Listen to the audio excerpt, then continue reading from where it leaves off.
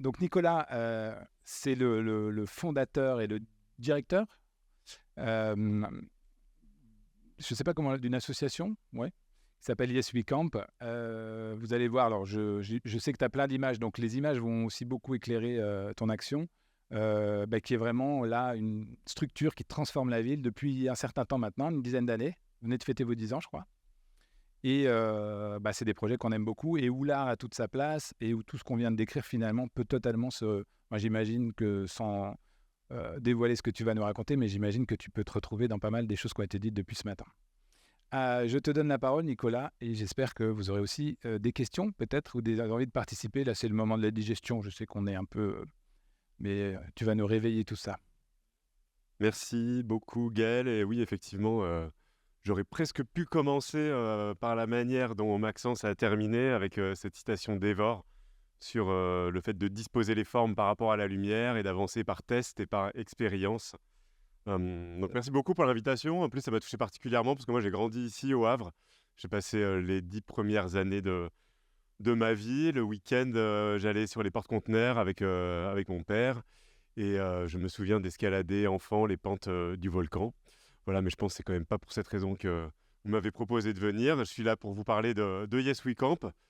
En français, on pourrait traduire par Oui, nous habitons. Et je vais vous raconter des petits morceaux de notre histoire en espérant que ces brides de récit soient un témoignage qui vous engage à avoir envie de prendre davantage part à l'évolution du monde.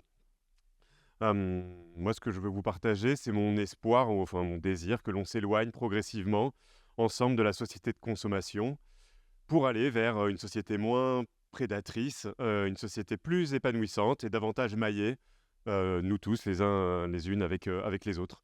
Et l'urbanisme est, d'après moi, un moyen qui peut nous aider à accomplir cette transformation. C'est ce que je vais essayer de vous partager et de vous dire pourquoi. Donc, je suis Nicolas Détry, j'ai fait partie de ceux qui ont monté Yes We Camp il y a 10 ans. J'assure la direction de cette structure et effectivement, c'est quand Marseille était capitale européenne de la culture en 2013 que nous sommes nés. C'était il y a 10 ans. Et Yes We Camp, si j'essaye de le dire en une phrase, Yes We Camp utilise des espaces disponibles pour faire exister des lieux vivants. Et ce qui compte, c'est que le but, c'est de révéler nos capacités collectives, on va en parler, nos capacités d'invention et de solidarité. De manière assez pragmatique, notre structure juridique, c'est une association, loi 1901, ce qui permet d'être la propriété de personnes. On a à peu près 80 salariés. Bon, ça fluctue parce qu'on a une activité très nomade, des centaines de membres. On gère plusieurs lieux et on opère aussi de manière souple sur des interventions dans différentes villes en France. Et on a monté il y a quelques années un diplôme universitaire qui s'appelle Espace commun.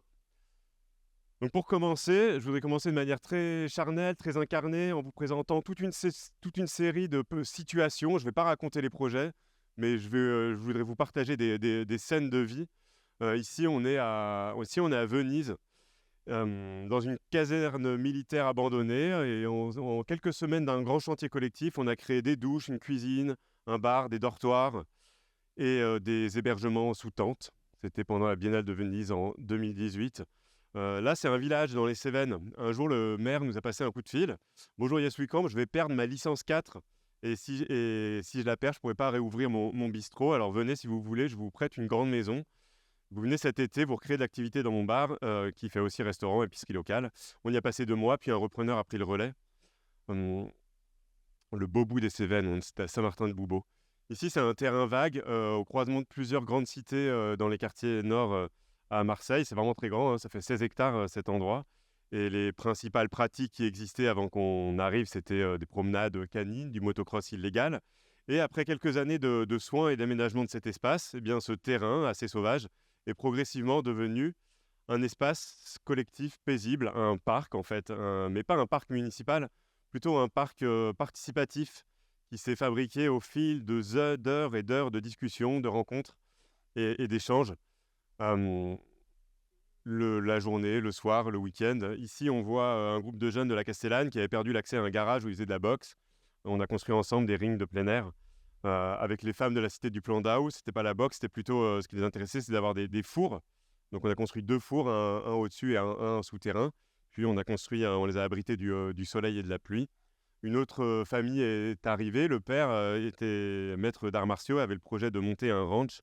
Et on a eu jusqu'à une trentaine de chevaux sur le site.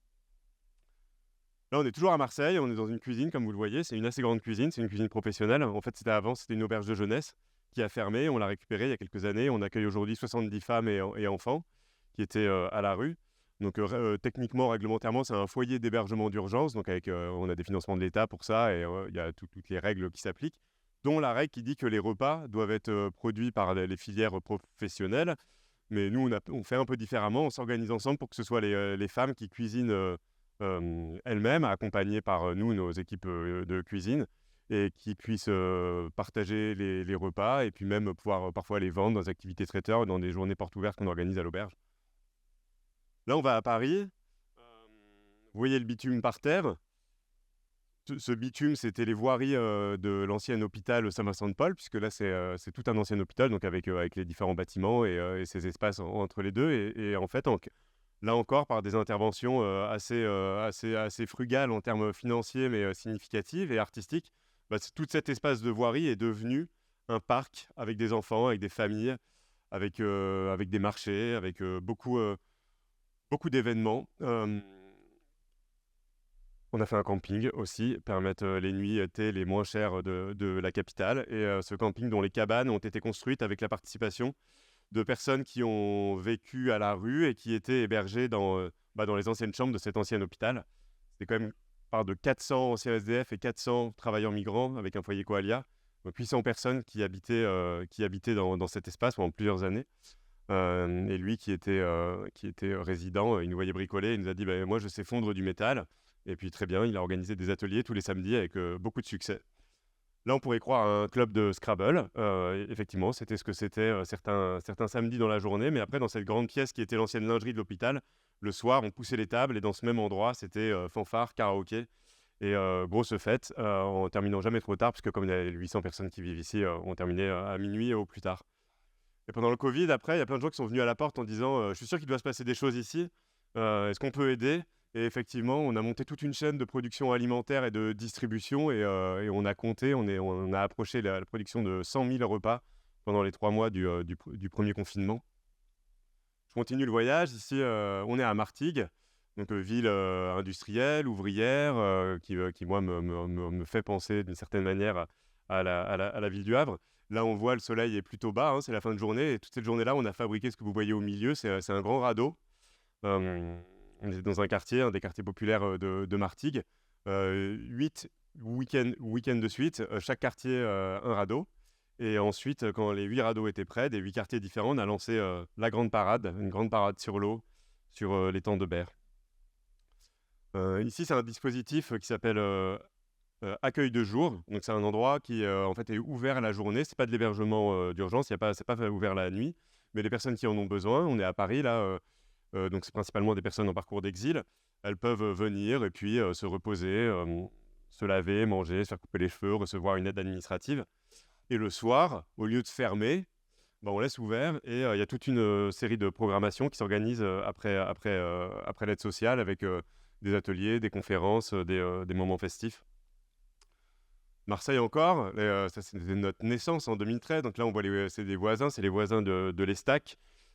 Qui souvent, eux, ils travaillent dans le BTP et une fois leur journée terminée, ils venaient nous aider à fabriquer notre mini-ville éphémère qui a été notre projet fondateur. C'était donc à ce moment-là de notre naissance sur un terrain du port où on a pu fabriquer une capacité d'hébergement de 200 places qui a vécu, qui s'est construite collectivement, qui a été animée collectivement et qui a vécu pendant 8 mois l'été 2013 en accueillant des riverains, des touristes et des artistes. Voilà, c'est facile, vous reconnaissez l'Arche de la Défense, notre quartier d'affaires, les sièges sociaux, les grands groupes, le CAC 40. Et vous voyez peut-être aussi en bas à gauche, là il y a une petite structure en métal, c'est un sauna à feu de bois en accès libre. Et tout cet endroit, c'était un terrain pollué qu'on nous a mis à disposition. Souvent, c'est pas pour rien qu'on nous met les endroits à disposition, c'est qu'ils sont quand même des problèmes. Donc lui, il était pollué, mais on a couvert d'une bâche. Puis on a fait venir des centaines de camions qui sont venus nous apporter les terres qui étaient extraites de la construction des stations du métro, là, du Grand Paris Express.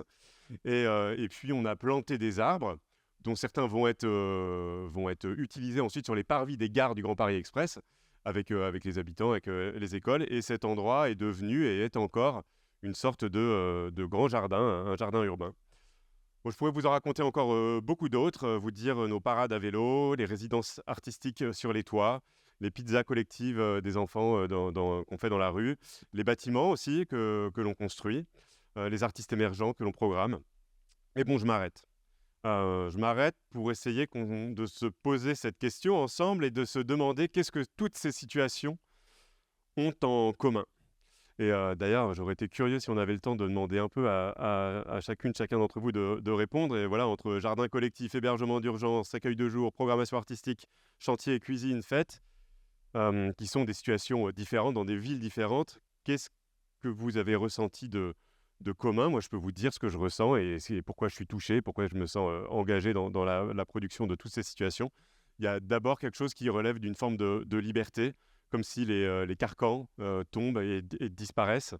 Je ressens aussi une forme de puissance, de pouvoir d'agir, d'empowerment, comme ils disent de l'autre côté de l'Atlantique. Je vois du collectif à chaque fois, du lien, de la force partagée, dans une forme de bonne ambiance qui, je pense, se respire à travers ces différentes images. Et puis enfin, quelque chose qui relève de la confiance, de l'invitation, de l'accueil. Et, et cet ensemble, c'est ce que j'appelle capacité collective. C'est ce qu'on est capable de faire. Et ce qui est intéressant d'ailleurs, une fois qu'elles sont posées, là, c'est de regarder leur contraire. Et toutes ces situations vécues, au final, là, de capacité collective, elles ont à mes yeux la grâce d'être des antidotes aux tourments contemporains que l'on peut nommer entrave, sentiment d'impuissance, isolement, défiance. T'en parlais à l'instant, Gaël. Je vous montre autre chose, c'est tout simple, ce petit schéma là au milieu, c'est ce qu'on a l'habitude de faire, c'est ce qu'on appelle la zone de confort là, c'est ce qu'on fait, c'est ce qu'on fait tous les jours, c'est ce qu'on sait faire.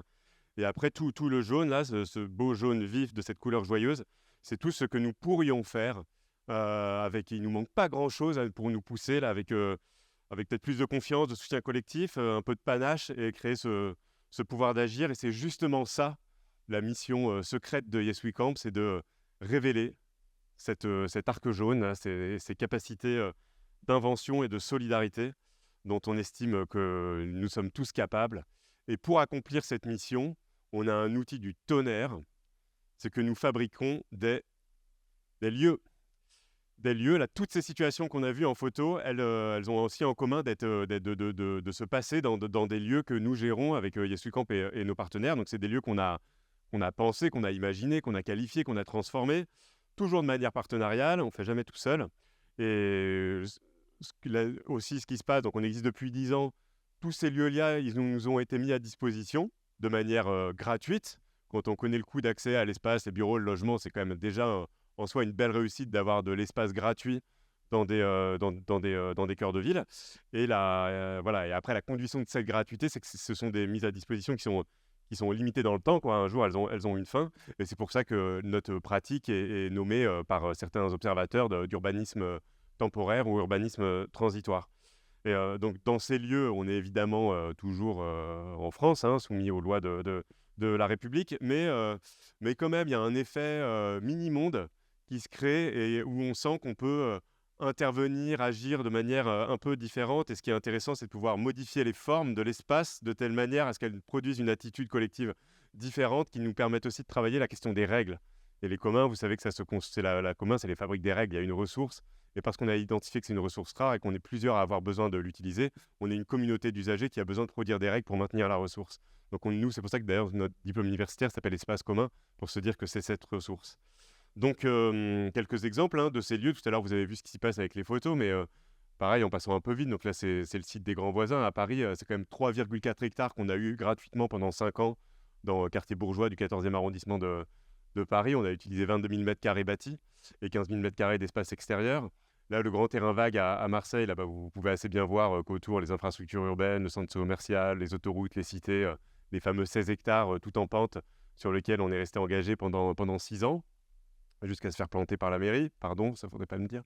Là, toujours à Marseille, un projet qu'on vient de clore. On est passé 6 ans, 4000 mètres carrés, juste à côté de la gare, avec de l'hébergement d'urgence, 80 places, une quarantaine de structures artistes, artisans qui étaient installés, et une super cantine engagée, solidaire et très, très festive, avec une grosse programmation culturelle et des liens qui se sont créés dans ce quartier populaire de Belzins.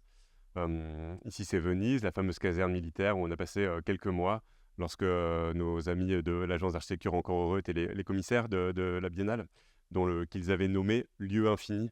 Infini dans le sens non fini presque, enfin infini dans leur ambition, mais aussi il faut que les choses soient pas complètement finies pour avoir encore la place de déployer ce qui jaillit et ce qui naît. Notre joli jardin à côté de la Défense, vous le voyez, il est là au milieu des chantiers des nouvelles gares.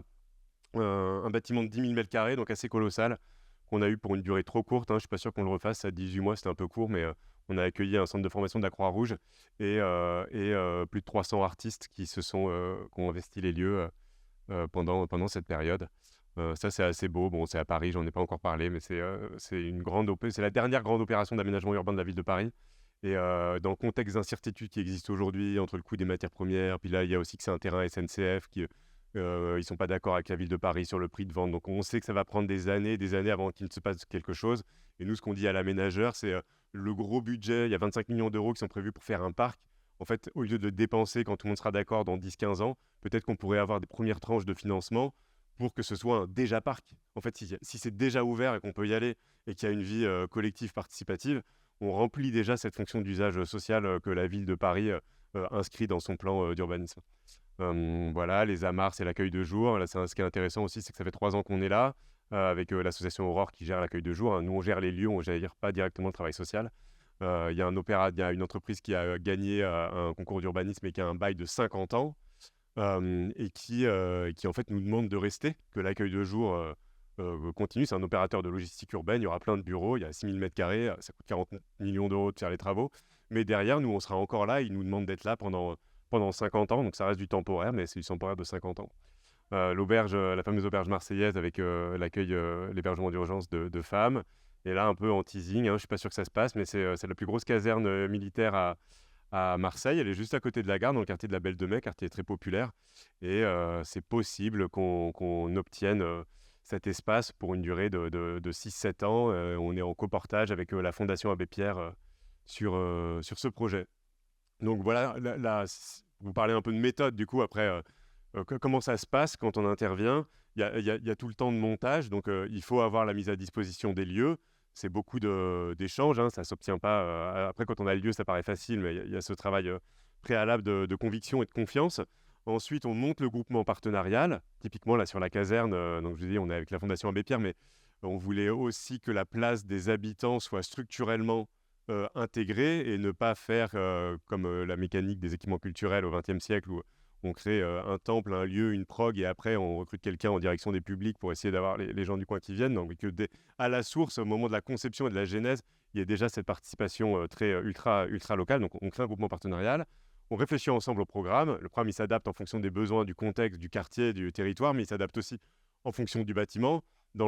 Sur celui qu'on vient de fermer là, à Marseille, les 4000 mètres carrés, on sait que l'échelle des pompiers, elle peut aller que jusqu'au 2e étage. Donc, on met de l'hébergement au 1er et 2e étage. Au 3e étage, on met des bureaux. C'est aussi la taille des escaliers.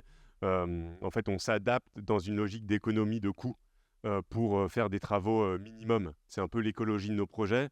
S'il fallait dépenser beaucoup d'argent pour rester seulement 3 ans, il n'y a pas d'écologie. Donc, il faut que le coût d'investissement, nous, on sait qu'on essaie de le limiter à 20% de tout le coût global du projet quand on prend investissement et fonctionnement.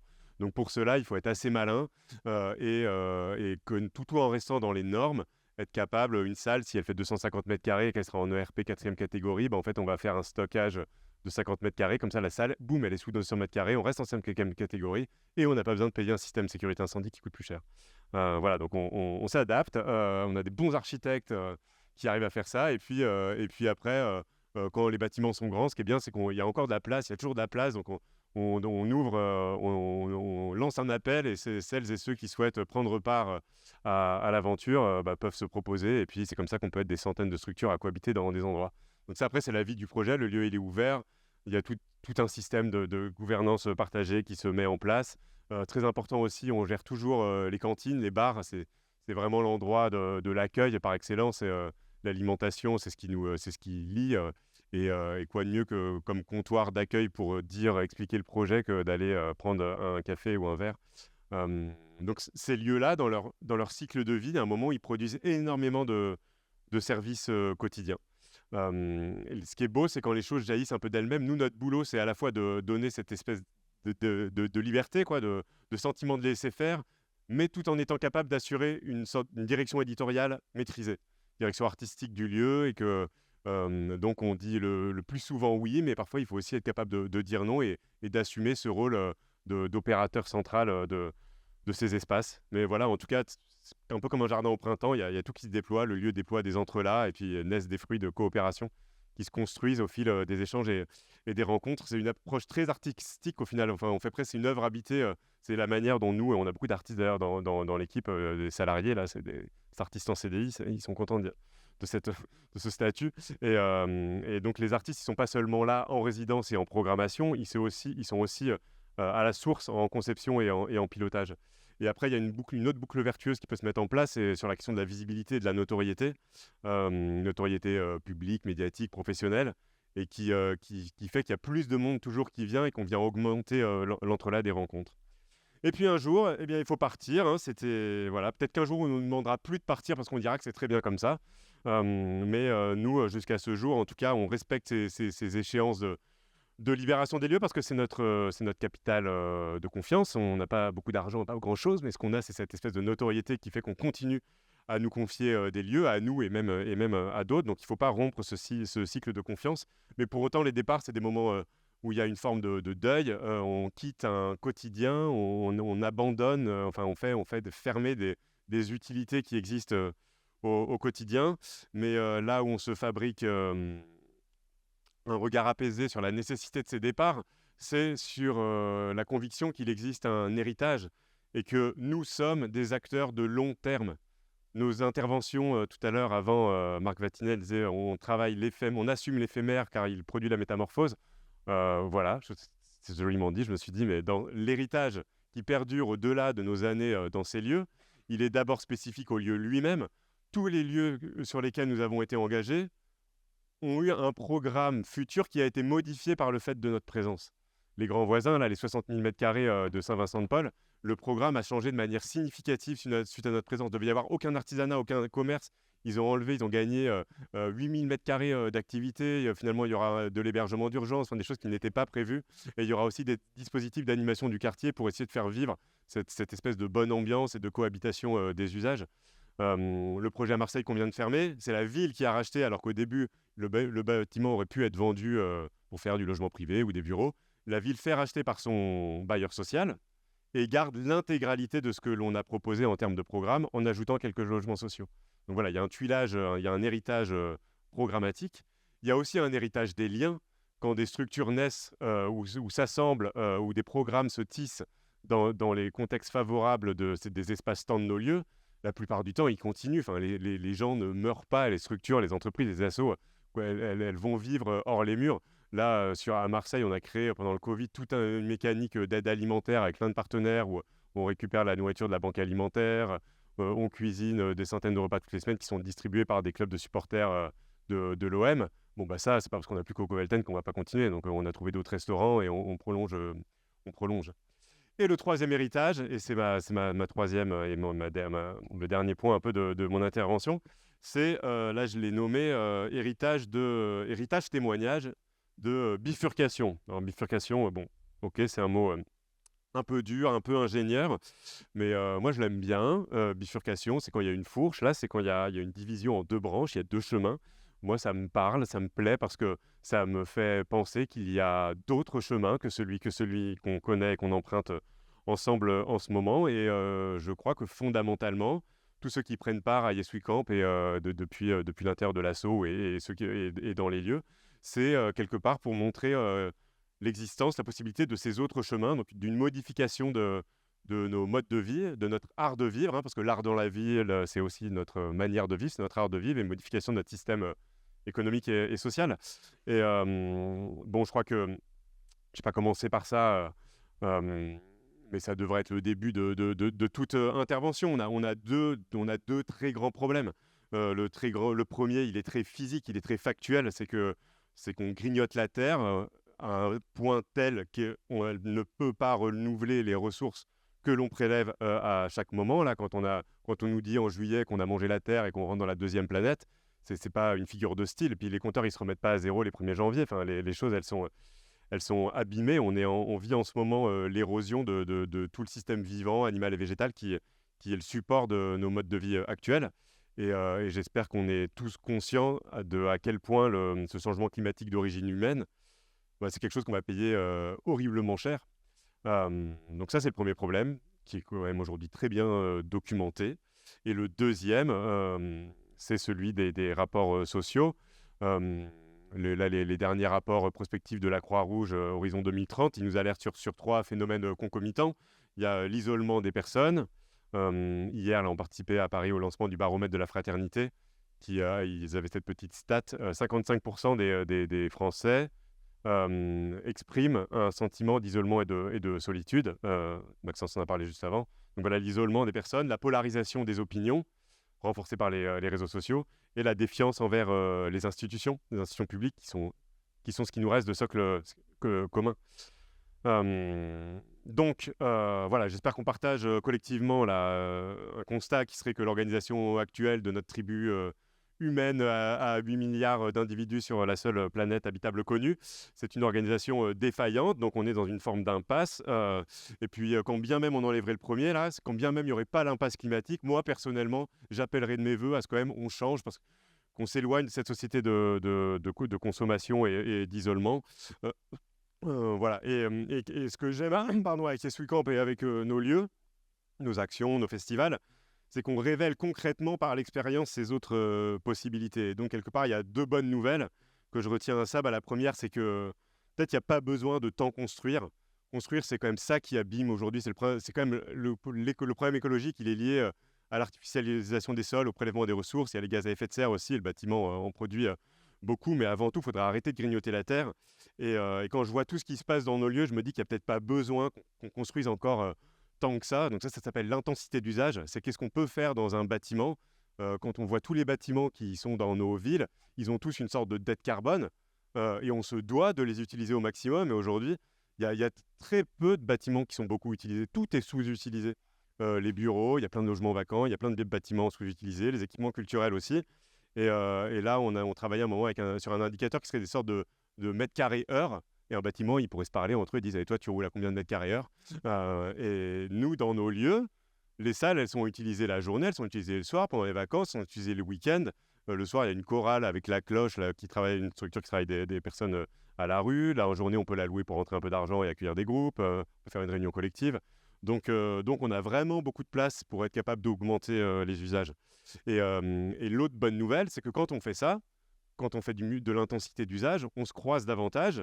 Et dans ces lieux là où on fait cohabiter toute une série de fonctions différentes, et le fait d'être dans cette cohabitation, je ne dis pas que tout le monde va devenir ami, on a chacun droit à son espace, mais on passe des journées assez enrichissantes, assez épanouissantes. Et voilà, et toute cette société, là, on parle pas mal de fast fashion en ce moment, où on pourrait parler de la fast fourniture, les Ikea, fondamentalement, je pense que ce qui nous rend toutes et tous heureux, c'est de partager, c'est d'apprendre, c'est d'accueillir, c'est d'être des belles personnes. Donc, bonne nouvelle numéro 2, on peut s'épanouir sans être dans cette société prédatrice. Et il y a une notion qui est intéressante, là, quand on regarde les rapports du GIEC, il y a toujours quand même un scénario où on n'est pas dans cette fuite en avant et le grand bazar. Et le mot, c'est le scénario de sobriété. Mais en fait, en anglais, le mot, c'est sufficiency, et qu'on traduit donc en français par sobriété. Mais il y aurait une autre manière de traduire sufficiency, c'est satiété. Et c'est peut-être un plus joli mot. Parce que quand on a mangé à satiété, on est bien. On a mangé, mais pas plus qu'il ne faut, mais on est bien. Donc quelque part, nous, on veut produire dans nos lieux des expériences sensorielles vécues dans lesquelles on apprend la satiété dans une forme d'épanouissement. Donc, pour finir, là, j'ai tenté une espèce de schéma qui retirait un peu l'ensemble du propos. Donc le point de départ tout à gauche, là, c'est un peu intime, hein, c'est les moteurs de chacun, et tout le monde peut avoir ses perceptions, soit une forme d'anxiété ou d'inquiétude liée au climat, liée aux questions sociales. On peut aussi le prendre dans l'autre sens, en plus positif, hein, une quête d'altérité, d'engagement, de générosité. Donc il y a ces moteurs, mais en tout cas, ce que ça donne envie, c'est la brique agir. Agir, c'est prendre part, c'est dépasser la posture habituelle où on est bénéficiaire de services qui sont pensés par d'autres, où on est client et consommateur, mais de se dire qu'on peut être coproducteur. L'habitat, effectivement, Max, c'est un endroit, c'est l'espace dans lequel on vit, et on peut tous intervenir dans l'espace dans lequel on vit. Donc c'est cette envie de prendre part, d'aider. Et nous, alors ce que l'on fait, c'est qu'on crée des lieux pour réceptionner les envies d'agir. Donc on y met un peu d'énergie, mais ensuite les lieux, ça fonctionne s'il y a cette boucle vertueuse de l'énergie des autres qui viennent s'additionner. Donc on crée, on crée la capacité collective là, hein, qui a des effets très réels, hein, c'est ultra concret, hein. Donc c'est l'entraide, c'est l'accueil, c'est l'aide, c'est les personnes qui mangent alors qu'elles n'auraient pas mangé, c'est celles qui parlent alors qu'elles n'auraient pas parlé. Un demandeur d'asile aujourd'hui en France, la durée moyenne pour un premier échange avec quelqu'un qui n'est pas de l'administration, c'est 1 an et demi. Euh, c'est ce que nous disent nos collègues travailleurs sociaux. Donc voilà, quelque part, YesCamp, on pourrait s'arrêter là. C'est des lieux qui accueillent l'action pour créer de la capacité collective. Mais fondamentalement, ce qui nous intéresse, c'est la suite. C'est ce qu'on peut apprendre de ces situations vécues. C'est le côté démonstration, preuve par l'exemple, démonstration par le réel que, bah oui, on peut accueillir des personnes exilées sans perdre son identité. Et oui, on peut ouvrir au public des espaces vacants, des terrains vagues, pour qu'ils deviennent des parcs participatifs, sans pour autant avoir à dépenser beaucoup d'argent, des coûts exorbitants de mise en sécurité comme ceux qu'on voit dans les stades. Oui aussi, on peut, en dehors des logiques financières habituelles, ouvrir des bâtiments à relativement peu de frais pour qu'ils puissent accueillir des artistes, des associations, des artisans, tous ces acteurs du lien social et qui ont continué, d'ailleurs, pendant les confinements, à exercer leur activité. Et la suite encore, du coup, c'est, mais qu'on ne maîtrise pas, hein, mais probablement c'est notre désir, c'est le chemin de bifurcation qui va faire se transformer toute une série de métiers, tous les métiers qui existent en silo, l'urbanisme, l'habitat, l'apprentissage. Voilà, donc là, on se souvient, ça c'est notre petit lieu à la Défense, l'espèce de jardin. Bah, en fait, quand on dézoome, on voit que l'espace est partout saturé. Ça, c'est la ville qui existe. Et la plupart de ces bâtiments, ils ont un seul usage. Donc structurellement, forcément, ils créent quelque chose de figé, alors que notre conviction, c'est que nous sommes capables de mouvement. Donc voilà, j'avais commencé en disant que l'urbanisme a la capacité de nous aider à sortir de la société individualiste et consumériste. Et bah, dans les pistes, hein, c'est d'avoir beaucoup plus de lieux communs, d'espaces communs, donc des parcs, des écoles EHPAD, des cuisines de quartier. Donc en fait, on peut créer des nouvelles typologies réglementaires dans les plans locaux d'urbanisme, on peut mobiliser les lieux vacants, on peut dépenser différemment tout l'argent des grandes opérations d'aménagement urbain, peut-être arrêter de construire et réhabiliter davantage, augmenter l'intensité d'usage, investir davantage les équipements culturels. En ce moment, nous, on a une mission avec le théâtre de Chaillot qui dit c'est terrible, on ouvre, l'espace est immense devant la Tour Eiffel et c'est ouvert juste avant les spectacles. Donc ils nous disent comment faire pour que tout cet espace, qui est un espace public, hein, et puis là je parlais de dette carbone tout à l'heure, c'est tout en marbre, c'est bien lourd, ça a été construit, enfin, c'est notre héritage commun. Donc comment est-ce que cet endroit peut peut-être augmenter son taux de mètres carrés heure et être davantage utile? Et puis après, une fois que tous ces lieux existent, bah, charge à nous tous, mais peut-être particulièrement au pouvoir public aussi, d'observer ce qui s'y passe. Et plutôt que de les regarder un petit peu comme des objets totems à l'extérieur, et puis comme on a tous les ans là dans Elle Magazine, le bonbon, les lieux cool où on peut sortir cet été, non, en fait, regarder comment ça se passe et se dire que ces endroits sont ceux qui nous préparent à demain. Merci.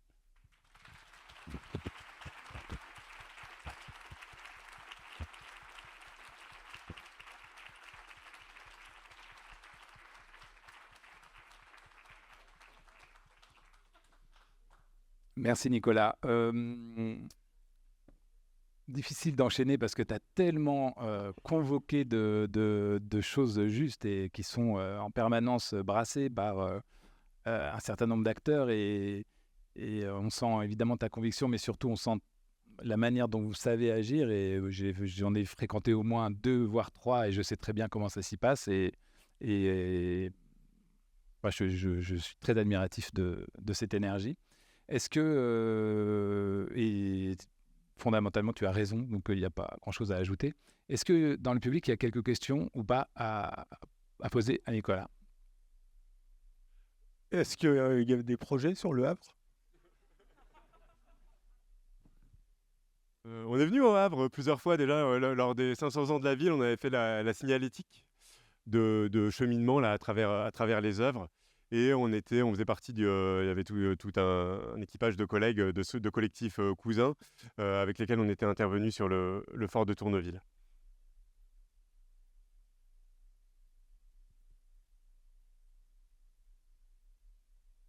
Alors, on prend juste le micro, on vous donne le micro tout simplement parce que comme c'est capté, j'espère que vous le savez, que c'est rediffusé ensuite sur YouTube, sinon on n'a pas votre intervention. Non, c'était juste pour faire suite à la question. On a des espaces type bunker libre pour l'instant qui ne rêvent que d'être occupés par des lieux culturels ou de partage comme vous les avez présentés. Vraiment bienvenue, quoi.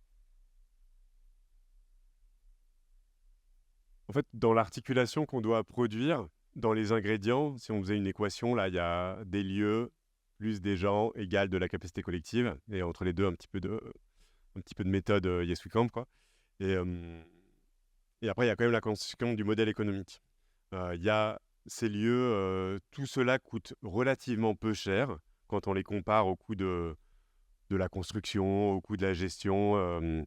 Nos lieux, ils coûtent, attention, c'est toujours compliqué de dire ça, ils coûtent moins cher. Nos 16 hectares de parc ouvert 24 heures sur 24 à Marseille coûtaient moins cher qu'un centre social. Mais c'est pas, je ne dis pas ça pour dire que les acteurs de l'éducation populaire devraient faire évoluer leurs pratiques, mais ça coûte pas très cher, mais ça coûte quand même. Donc, les lieux dans lesquels on a réussi à avoir une forme d'autonomie, on est en centre-ville avec des dizaines, voire des dizaines de milliers de mètres carrés, sur lesquels on va demander des contributions aux charges qui sont moins chères que les loyers.